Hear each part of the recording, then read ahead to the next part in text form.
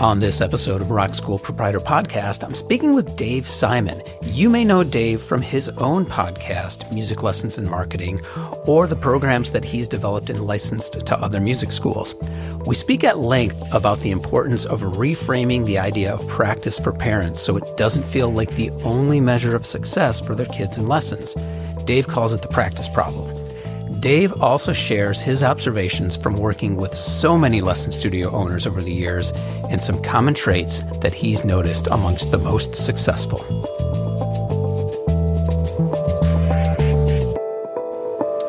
Welcome to Rock School Proprietor Podcast. I'm John Kazicki, and co-host Mandy York is not with us today, but I have a guest, Dave Simon. Dave, how are you?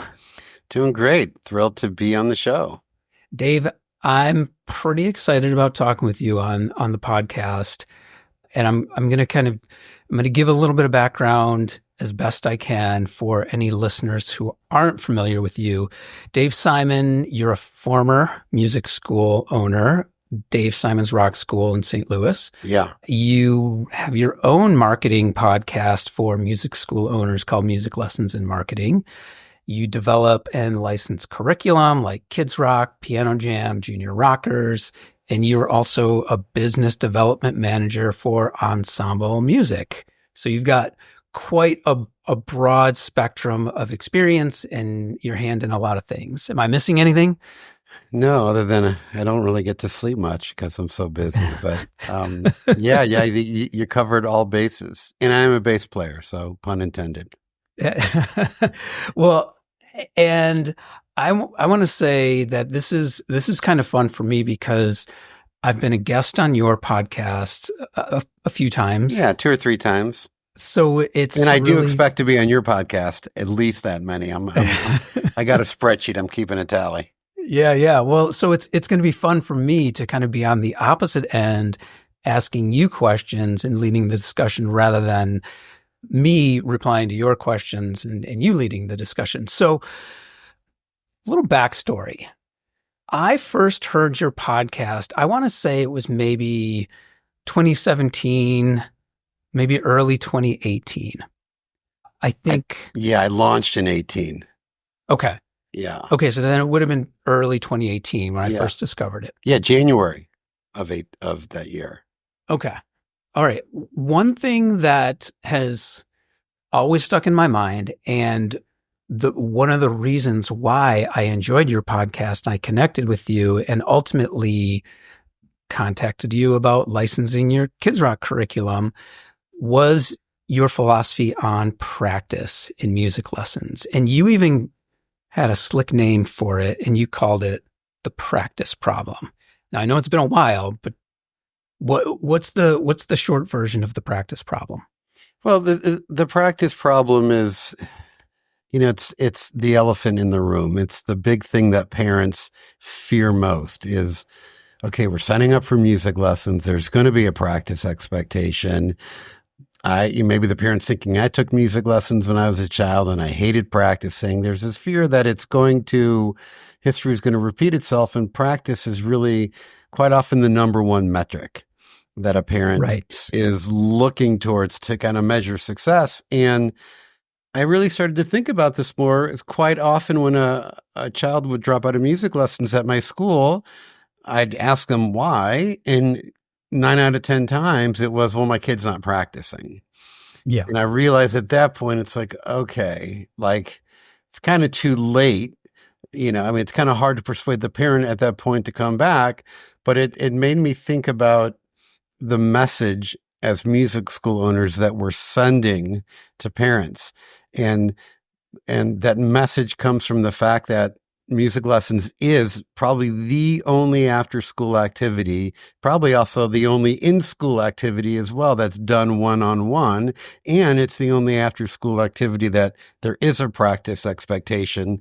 So the message being broadcast to parents and to kids is that playing an instrument so hard that instead of learning it in a group like you do everything else, you're going to do it one-on-one, which is a very foreign environment for an 8-year-old. I mean, really, the first time a child's doing one-on-one learning with a stranger might be when they're working with a math tutor in middle school. So that's a foreign environment. Right. Which kids don't want to have a tutor for math. Right. And it's to like say to a kid, all right, you're 8, go into this room with this adult that you've never been in a room with. The room's usually kind of small. So, it's a potentially intimidating and foreign environment. Oh, and by the way, kid, you're 8 and we're giving you homework. You got to practice. Exactly. And practice is homework, and regardless of how we try to spin it. Perfect. And 2 weekends ago, I was at a birthday party for a family, like child of a family friend who had been taking guitar lessons. And I think Mandy and I are going to be talking a little bit more in depth about this on a future episode. But I asked the friend, like, hey, how's Dylan doing in the guitar lessons, which he started a few months earlier? And he says, oh, yeah, he's not doing it anymore. I was like, well, what's going on? Yeah. He's like, I couldn't get him to practice. Yeah. And then we got into the entire discussion. I was asking the right questions like, okay, well, what other activities does he do? What was he learning in those lessons? And I even mentioned like, oh, okay, well, yeah, the instructor's even calling the practice homework, right? Yeah. So you're exactly right. You're exactly right. Well, and it's also parents saying to a parent who's coming into music lessons already with this idea of, okay, I want to sign my child up for music lessons. Why? Well, because other people like me are doing it. It's a way to kind of fit in with my social group. Music lessons is one of the top after-school activities that parents is going to consider. And it's also a way for signing your child up for music lessons is reinforcing a parent's kind of voice in their head of, I'm being a good parent. Good parents sign their kids up for music lessons. And so to say to a parent, hey, look, your kid's 7, we're going to put them in Kids Rock. Already you're going, whoa, wait a minute. That's a group. Good parents sign their kids up and they put them in private lessons. And then when you say, oh, and by the way, there's no practice expectation, now you're challenging their whole self-image of what it means to be a good parent. And in order to successfully do that, you have to create a news story for them. So that news story could be, oh, look, your child's going to go into private lessons at some day, but Kids Rock or this group piano class, this is designed to provide an experience that can't be replicated in the private lesson. We're going to reposition the private lesson as a goal and practice. We're going to have that practice expectation at some point, but that practice expectation is not going to be introduced until later. Mm-hmm. Up until that point, we're going to introduce this other idea. And whatever that other idea is, the parent has to go, that makes so much sense. Yeah. And so you being a bass player, I think you'll appreciate this. Another really impactful experience for me in considering how to talk to people about practice and training musicians and raising musicians was Victor Wooten's TED Talk. Music as a language. And he and multiple videos of Victor Wooten talking about practice. I even saw one just recently about him talking about how he hated practice as a kid. He didn't want to practice. He wanted to play. And when kids play video games, for instance, is what he said, they don't practice video games. They play video games. And you're saying the same thing with every other kid's activity, sports, dance, theater, whatever. They're doing it.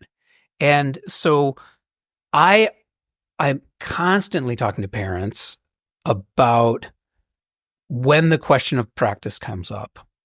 I talk about all the other things that are beneficial in how we run our programs that have nothing to do with practice, that you can't get from just practicing or one-on-one lessons, like socialization with other kids in the groups, the interaction that you have and the creativity involved in playing, and how you actually can learn different things in a faster way when you're playing with other people because you're in that situation. So you have to adapt. Those aren't things that you learn from practicing, and they cannot be replicated. No, it's It's so true. And it makes me think, I don't know if you've seen this video of Ringo Starr. For those of you who don't know, Ringo was a drummer of a group called the Beatles out of Liverpool. I And love how you have to qualify that at this you point. never know. But someone he was interviewing him and they said, "Oh, when you were young, did you like practice all the time?" And he said, "I never practiced. I Right. hated practicing. It never occurred to me. I just always made it a point to get together with other musicians to play." Mm-hmm. And when you're playing with other people, it's a little more of a high pressure environment because you got to keep up. You might come up with a new idea and you can't tell the guitar player you're jamming with, "Hey, let's slow it down for a minute. I want to try this fill," which I then think from a teaching standpoint, if you know that you're not going to be saying to the kid or if you know the kid's not practicing, then the lesson I think should be much more experiential and Yes. less of like, okay, I gotta like in this lesson, we gotta have a scale exercise. We're going to have something from the book and then we're going to do ear training. No, instead it's going to be, I'm going to blow this kid's mind. We're going to Mm-hmm. like play out of this 30 minutes, 20 to 25 minutes is going to be that kid playing in time. And so that they come out of that lesson going, wow, I've never experienced anything like that before. And there's no reason why each week the student can't leave the lesson feeling like, yeah, I've never experienced anything like that before, because then they're going to be inclined to try to recreate that experience at home. Yeah. They're not practicing in their mind. They're recreating what happened, but they are practicing. And Mm-hmm. it's kind of like you go, okay, this kid's not practicing. Instead of trying to like use shame or pressure, I'm just going to give this kid a really good workout You in this said, lesson.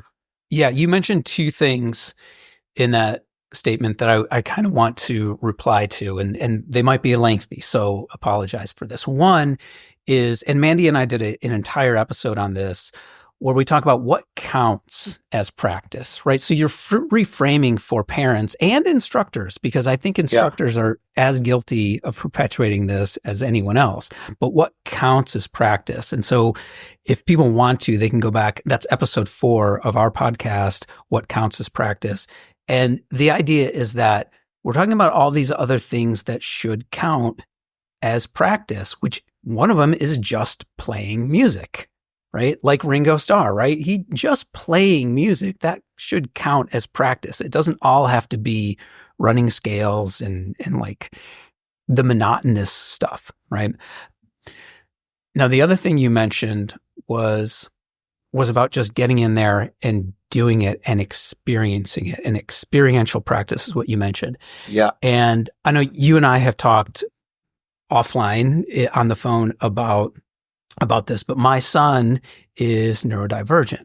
And when I started learning about developmental stages of kids, what I really learned and applied not only to being a parent, but in my business as well, is how important it is for you as a teacher, whether that's like your own child or in your lesson business, to find what developmental level that kid is at. And instead of trying to pull them up to your level or the next level that you want them to achieve, you first have to go down to their level and just play with them at that level, right? Because if you play with them at that level, well, then you're engaging on a level playing field, and then you can slowly make these changes to teach them how to take small steps to higher developmental levels, right?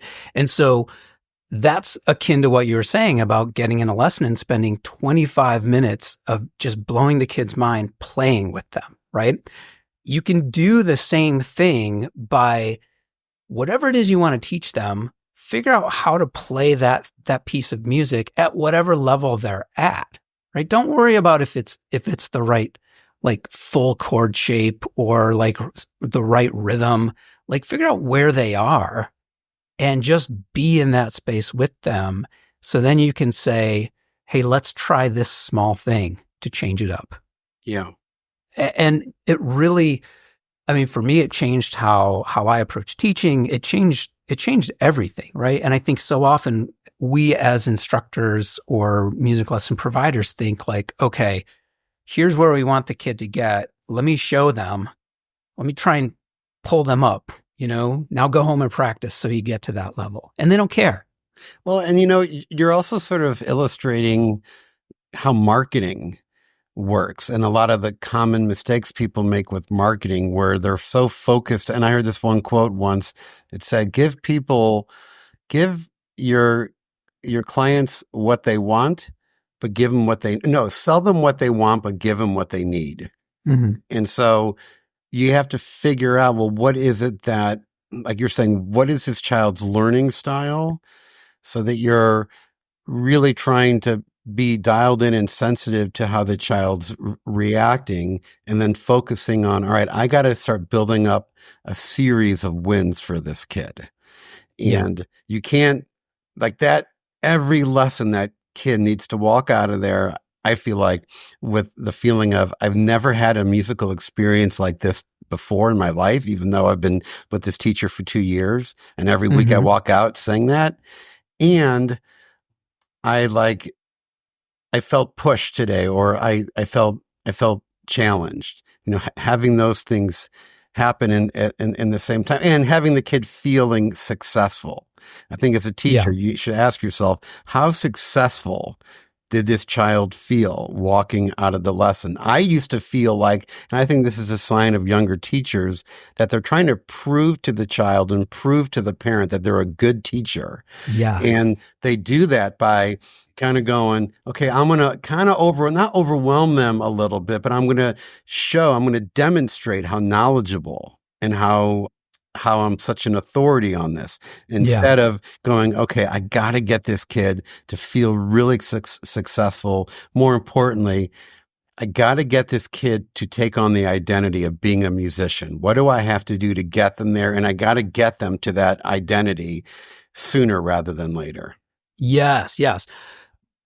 Perfect. Mandy and I talked about that as well on another episode 10, prioritize playing over teaching in private lessons. And I think the whole idea of impressing the kid in the lesson is easy to do, right? Now, we talked about how common it is for parents to say, oh, my kid's not practicing, I'm taking them out of the lesson.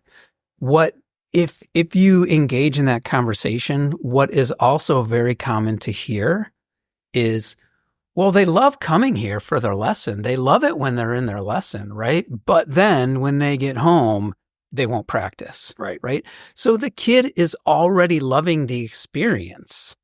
So that's, in my mind, just more reason to lean into those things that are great in that private lesson and just try and change that misconception or that common belief that it should be transactional, right? And, well, my kid's not practicing 20 minutes a day. I guess they're not good at this. I guess it's not worth my money or time or whatever. I used to say to parents, look, you're wasting your money. You're paying me all this money to just sort of oversee a practice session with your child. I would kick them out of my school. I wouldn't kick them out, but I would try to I'd reinforce this idea that, nope, they're not practicing, then it's a waste of time. But as the educator and as the music school owner, if you tell parents it's okay that they're not practicing. And if they like and they trust you, they'll go with that. And it was, when I first started doing Kids Rock, I was very nervous about telling parents that there's no practice expectation in the program. There really can't be, because they're switching instruments in the class. So unless they're going to buy a drum set and a keyboard and a guitar, there's really no practice expectation. Parents, not only did they not push back, they were relieved, and it became a strong selling point, saying to the parents that there's no practice expectation. So even with the 10-year-old coming in for lessons for the first time, by simply saying to the parent and reminding them periodically, look, practice is a goal we're going to work towards. First and foremost, I want your child to buy into this idea that playing the guitar is fun. It's easy. It comes naturally to them. Once we establish that belief, then we can introduce practicing. And it might take 3 months. It might take 6 months. And that's okay, Mom. The goal is to get your child first to believe in playing an instrument because, and I love saying this, because our hope for all of our students is that playing an instrument is something that not only they can do now, that they can do when they're adult after a long day at work and unwind, sit down, pick up their guitar and just unwind on the guitar. But the only way to make that sort of dream a reality is we got to get your child through these first few months. This is sort of the make or break moment. And parents are like, oh my God, I never thought about all this stuff. You clearly know what you're talking about. You're an expert. I'm going to take your lead on this. And I'm not going to talk about practicing with my child. And I'm not going to yank them out of lessons when they're not practicing and it's 4 months down the road. Now, I think as the educator, the music school owner, if you're kind of getting to that 4 to 6 month mark and practicing still doesn't make sense, you want to be out ahead of it and talking to the parent about it. Because the parent's always wondering, okay, when does the practicing start? So it's important that you're constantly communicating with parents. It's not enough to introduce that message at the first lesson. It's got to be reinforced. Well, and for anyone doubting what we're saying, right? Because you and I, we're just a couple of dumb punk rock musicians, right? What do we know? Yeah, but you got the punk rock hair at least. Well, so Dave, I don't know if you've read Adam Grant's book, Hidden Potential. No. That Adam Grant, Hidden Potential, highly recommend. He does an entire chapter about this exact thing, about musicians and practice. And I'm not remembering exactly the takeaway from the chapter, but he even refers to that concept of practice as a slog, like a monotonous slog, right? So and what that is that's that drilling scales and like, you know, the things that, yes, if you want to improve technique, if you want to improve speed, if you want to improve accuracy, yeah, you're going to have to drill that kind of stuff. But what it does is it sucks the actual joy out of playing, right? Because then where you are is you're in it for you want to improve. You want to see those minor changes, right? That's a very professional attitude. And most of our students aren't in that mind space. And some of them never will get to that mind space. And that's totally fine. Yeah. But so point being is like, don't take my word for it. Don't take Dave's word for it. Maybe take Adam Grant's word for it. Well, and I think it's an important question we all should ask ourselves is, well, why is practice important? Yeah. What's the whole point of it? And I would say that the point of it is because you have the desire. You only should practice if you have a desire to take your musicianship to the next level. But until that desire is there, it's, it's pointless. And then I also think it's important to ask ourselves, well, why don't children practice? Like, why? And I think one of the answers to that question is kids, they don't even really know how to do their homework necessarily. Their homework is, here's a math sheet, do the math sheet, and it's pretty concrete. I think kids, they go home and they're not even necessarily sure what they're supposed to practice, even though the teacher thinks they made it crystal clear. Yeah. It's not enough to say, do exercises 1 to 3 on page 40 and review the C minor scale. It's not enough. So I think sometimes kids don't know how to practice. And I think until that like desire to like really grow is there, I think it's kind of pointless. I also think one of the biggest hurdles that it's hard for us to connect with is that kids' fingers and hands and feet, they're not doing what the brain is telling. Right. So the kid's like, okay, I'm struggling making these, physical movements and transitions in the lesson, but I got my teacher there kind of, over me, kind of encouraging me. Now I want to go home. Now I'm at home. Well, playing the guitar is so hard. I can't make that chord. I don't want to do it. So Mm-hmm. I think I think that if we teach differently, kids will just naturally start going to their instruments. Danny Thompson once said, I think it's true, so true. He's like, you know what? I bet you like 8 out of 10 guitar students at your school don't even open the guitar case Right. from lesson to lesson. I'm like, oh, wow, I never thought about that. You're right. You can kind of tell. You open the case the next week, I'm like, oh, everything's the same here as it was the week before. So I'm going to push back a little bit on one of the things you said. You said you don't need to practice until you're ready to take musicianship to another level. And this is what I'm pushing back on is really representative of like how complicated this conversation can be surrounding practice, right? Because I am to the point now where like I would rather say, again, what counts as practice? Because I think just picking up the guitar and playing a song that you like, that counts, right? You're sharpening your skills. You're keeping, because what you'll find is like maybe you played it, if you measure backwards, maybe you played it at a certain level a month ago, and now you're playing it at a different level, just because of the repetition of playing that piece of music that you enjoy. That counts as practice, right? So there's got to be a distinction between what your goal is with that specific practice and what should also count as practice. I also think, to me, practicing means that you're not doing something, you're getting ready to do something, you're practicing. So for example, let's say you have a piece of music and there's a tough transition from one measure to the next. So you start practicing that transition. You're not playing the song. You're practicing a barricade or barrier in the song. When you're running scales up and down, you're not playing. I mean, it's music, but you're practicing it. You're practicing it, to maybe see the patterns on the neck. You're practicing to build your finger strength. You're not sort of in that meditative state of, I am now playing music and I feel elevated. So I think practicing is preparing yourself to do something. And I think I think what kids want, number one, out of music lessons is they're looking for social equity. They're looking for little musical nuggets that they can show off with. They want to show grandma when she comes over for Thanksgiving that they can play 4 measures of music over and over. And they want to go, when they go to their friend's house, they see that the friend's got a piano there. They're thinking, ooh, I've got 4 little musical motifs that I can show off.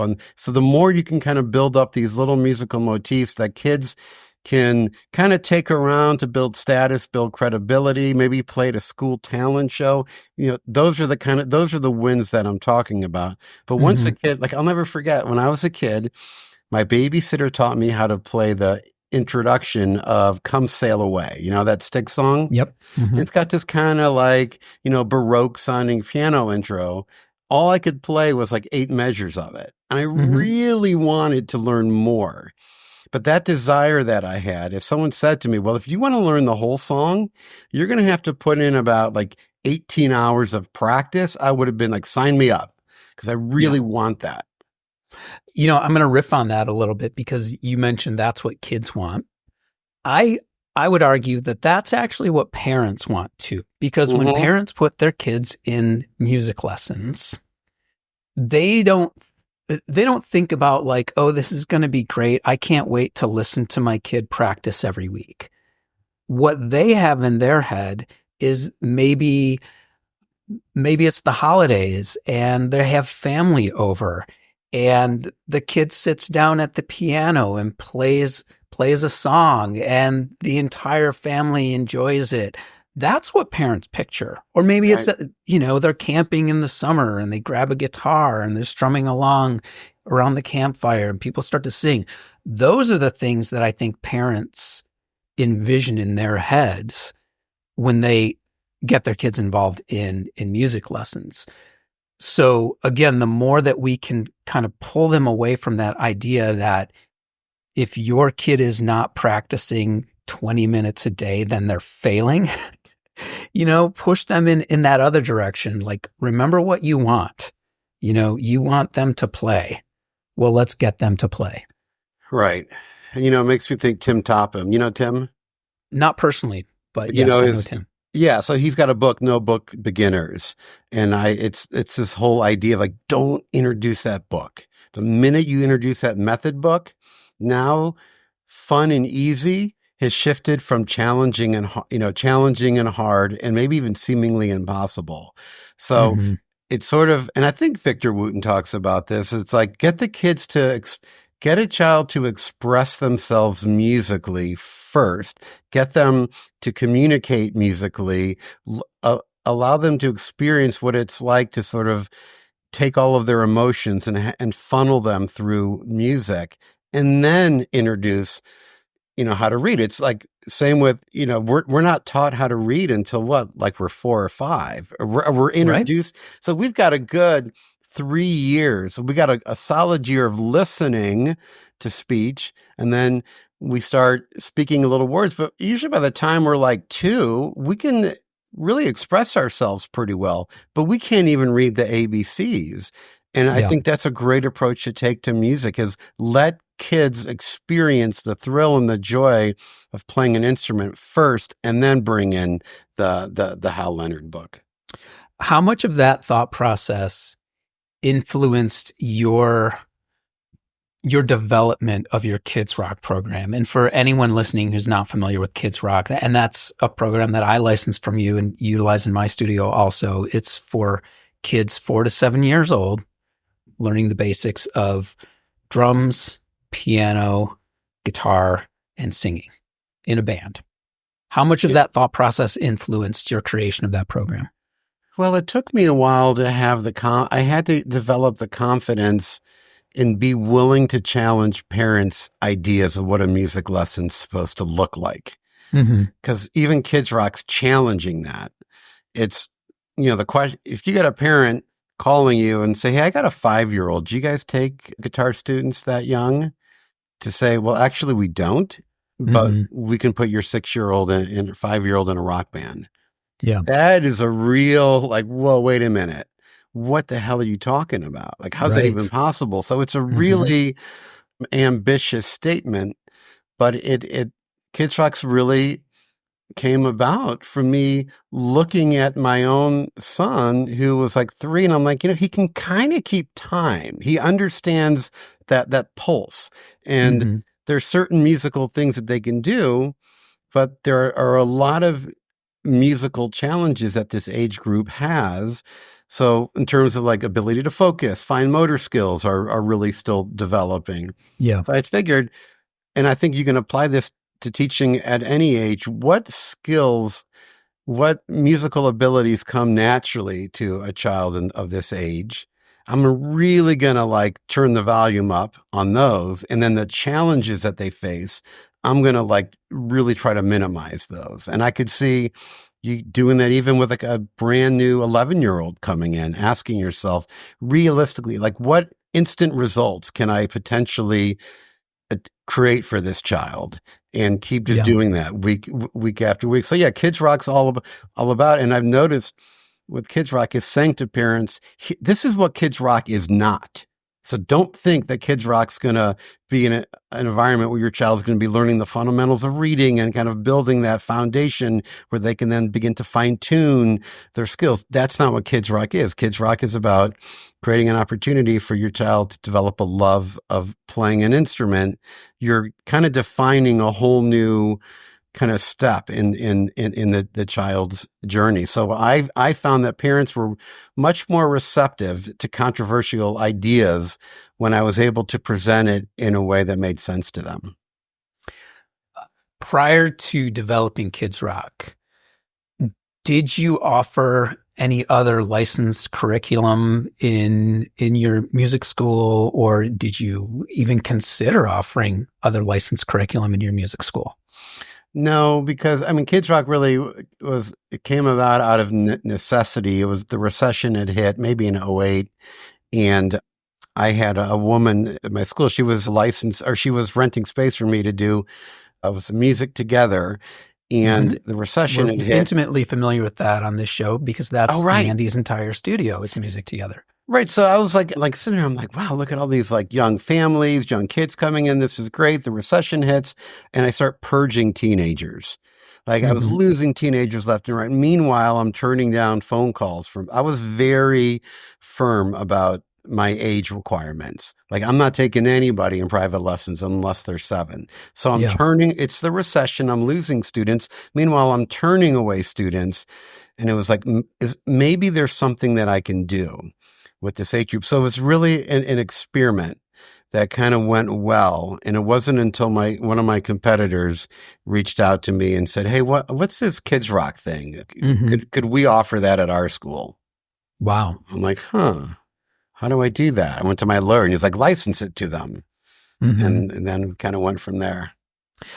So now in your position as the licensor of Kids Rock and Piano Jam and Junior Rockers, have you observed with your licensees, are there any traits or any hints that you see when you talk to potential licensees that they're going to be either successful with your programs or maybe like, I don't know, they don't necessarily have the right mindset?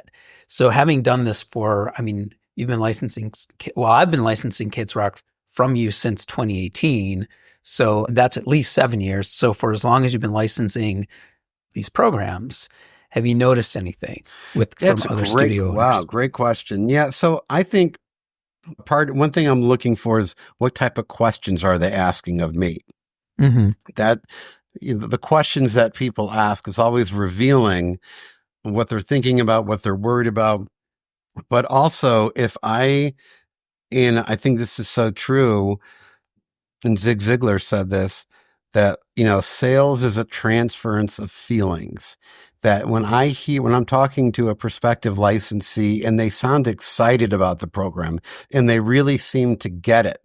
And one thing I'll ask them is, what about Kids Rock do you feel the families in your school would appreciate or the families in your community would appreciate? How they answer that question reveals to me how much they get it, because the more excited they are and the more passionate they are about whatever program it is that they want to promote, the better they're going to do. I mean, I would sell Kids Rock classes waiting in line at Starbucks. Like talking, like there's I remember one time there was a mom behind me with her kid and we just started chatting. I'm like, oh, what school does your son go? And then I'm telling her about Kids Rock. Why? Because I felt like, man, if more parents knew about this, they would want to do it. So when I hear an owner who's sounding excited and seems to really get the program, they're that much more likely to just talk about it to their families. Because and I don't know if you've experienced this, John, but when Kids Rock was a big part of my school, I'd have parents in my school for like a year or two, and they're taking their 8-year-old to, piano lessons. They bring their 5-year-old in every week, and they don't even know what Kids Rock is, despite all of my marketing efforts, posters and emails and calls. They still wouldn't know. So I realized, no, I got to just be talking about it all the time. Yeah. And so those business owners that really understand the importance of just being confident and talking about it, that's sort of the key to success with any program in their school. Yes, I have noticed what you mentioned. And my belief is that, we're all bombarded with information, right? And there's so much information out there, and parents are all just kind of doing the best they can in any given moment, right? Yeah. And usually that's not at their peak ability because of how chaotic parenting is. But when it comes to music lessons, the default thought process when a parent thinks about music lessons or their kid is showing an interest in music is private lessons, right? My kid seems to be musical. They seem to be interested in music. I should look into getting them some private lessons simply because that's just what they know. That's like baseline. That's what everyone knows is available. And there are all these other programs that might approach music differently, but they just don't know about them. So as the studio owners who are doing things differently, as the studio owners who are offering a program like Kids Rock, or in my case, our rock band programs also, it's so important to not just accept that when someone calls and says, oh, hey, I'm looking for private lessons for my kid, that's actually what they're looking for. Right. They're looking for an outcome, and they believe Yeah. private lessons is the natural, vehicle to take them there. Yeah. But that's like, I mean, I know it took me a long time to figure that out, because people would call me and say, I'm looking for private lessons. And I'd say, oh, cool. What days and times work for you? And that's just, there's so much more that you can do to help someone in that situation.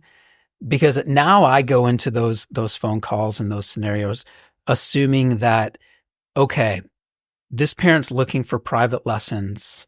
Do they know what else is available?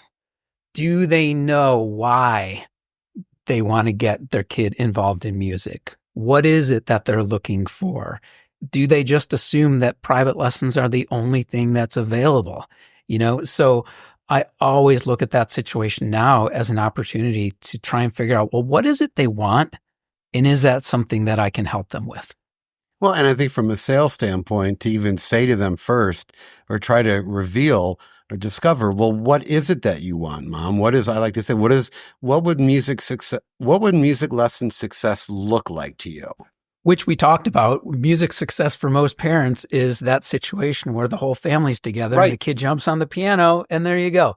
So once they define that, and you go, okay, that's something for you to tuck away in your brain, because then when you present your group, whether it's group piano or Kids Rock, the parent's going, well, I called here for private lessons. I told my wife that I'm calling here for private lessons. I told my son that I'm calling here for private lessons. And I even told my mom that I'm going to call a music school for private lessons for her grandchild. You're now trying to tell me about this group thing, which means I'm going to have to tell my child, my wife, and my mom that I didn't sign Billy up for private lessons. Mm-hmm. I signed him up for a rock band. Yeah. And you got to so that's a huge, so you want the parent to have the language that they can take back to the people that they care about. But during that phone conversation, kind of going, look, the image of your son playing the piano at Thanksgiving in 4 months, do you see how our group class is likely to get your son there quicker than the private lesson? And you have to present that alternative option in a way where it's kind of like, yeah, I get it. I see it. But I still have internal conflict because I got to tell my wife I didn't sign him up for a private lesson.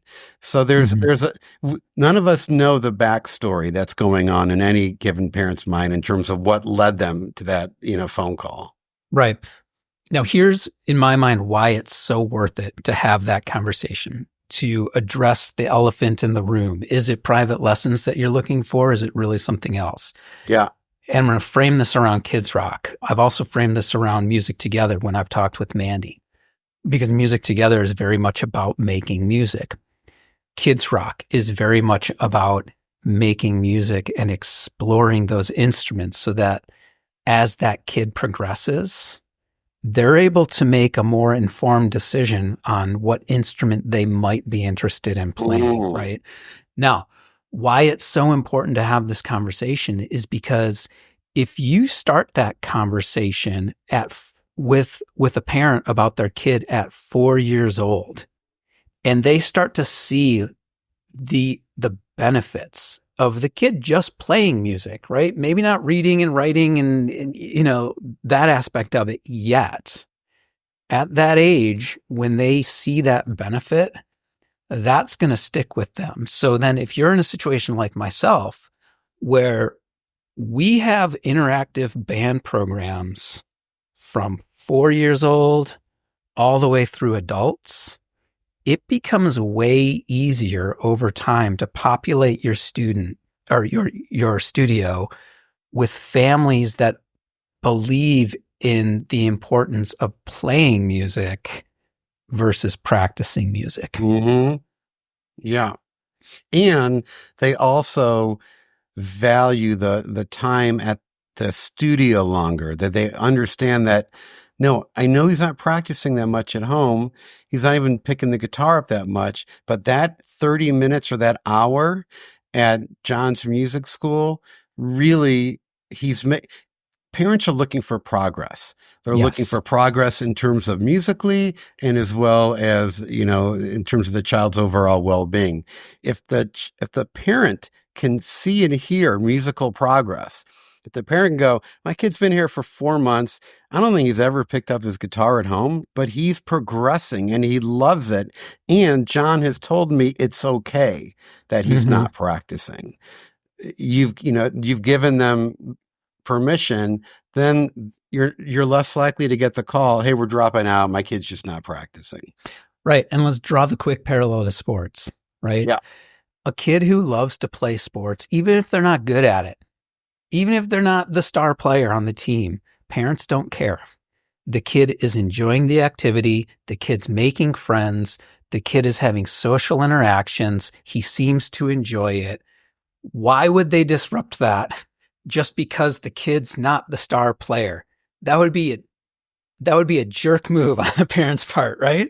But can you imagine setting your kid up for, let's say, little league softball, and the coach pulls you aside and says, look, John, your son's not practicing his batting at home. I really need him to at least pick up the bat, 5-10 minutes a day and just work on his swing. You're going to be like, dude, like what? Like, no, I just want him to have fun. I want him to learn about teamwork, and I want him to learn about competition and the thrill of winning, but also what it's like to lose and how to pick yourself back up. It's very clear to you. It's very clear to all of us of the life lessons that a child's going to learn on the team sport. It's not clear to parents what exactly are these kids learning in these music lessons in terms of life skills.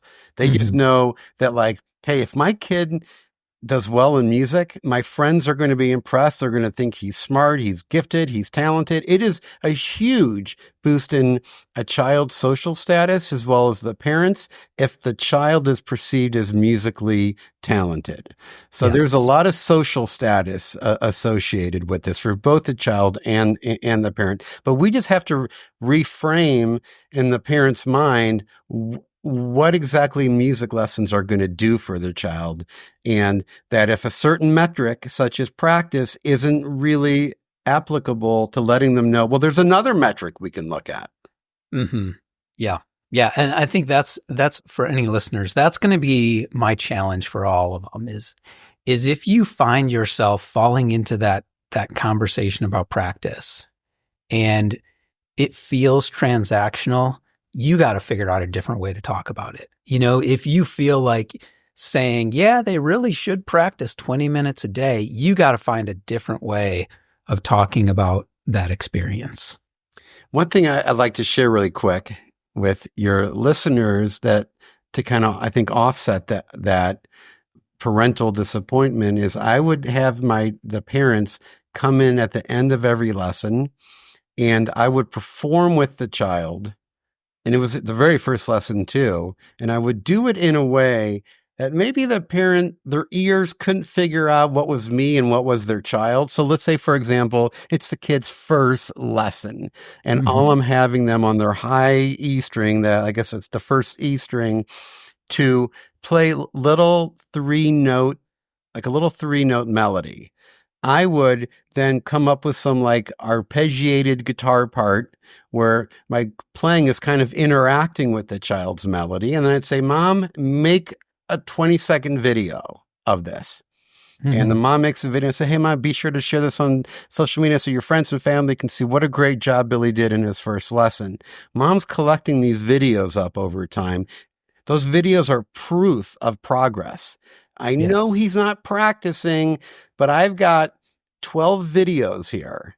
And video 12 compared to video 1 is dramatically different and dramatically better. So mom's holding in her hand sort of the proof, but as the teacher accompanying the child, you can make what the child's playing sound a lot more elaborate and and dynamic than it really is, because you're accompanying the child, but you're accompanying the child in a way that really is just kind of blending in with what they're doing.